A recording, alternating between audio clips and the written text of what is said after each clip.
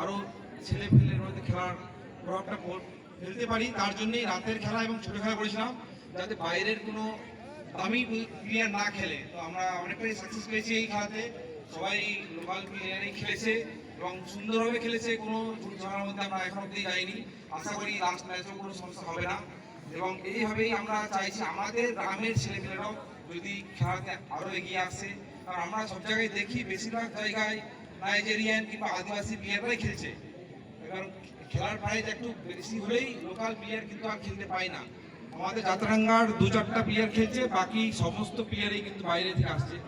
তাই সেখান থেকে শিক্ষা নিয়ে আমি এই খেলাটাকে ছোট করেছি এবং যাতে লোকাল প্লেয়াররা আসে তার জন্য প্রত্যেক জয়ী টিমকে আমি একটা বল দিচ্ছি, তারা আগামীতে যাতে আরও খেলার সঙ্গে জড়িত হয় এবং খেলাটাকে ভালোবেসে খেলে এবং আরও এইভাবে টুর্নামেন্টগুলো করতে পারি। সেই জন্য এই ছোট্ট মাঠেই খেলাটা করেছিলাম, খুব সুন্দরভাবে হলো এবং মানুষের যা উৎসাহ তা আপনারা দেখতেই পাচ্ছেন। এখন রাত 11টা বাজতে চললেও কিন্তু আমাদের দর্শকের কিন্তু কোনো কমতি নেই, কারণ আমি মালদা টাউন বলেন আরও অনেক বড় বড় খেলা দেখেছি, বড় বড় প্রাইজের খেলা দেখেছি, কিন্তু আমাদের যাত্রাঙ্গা মানুষের মতো উৎসাহ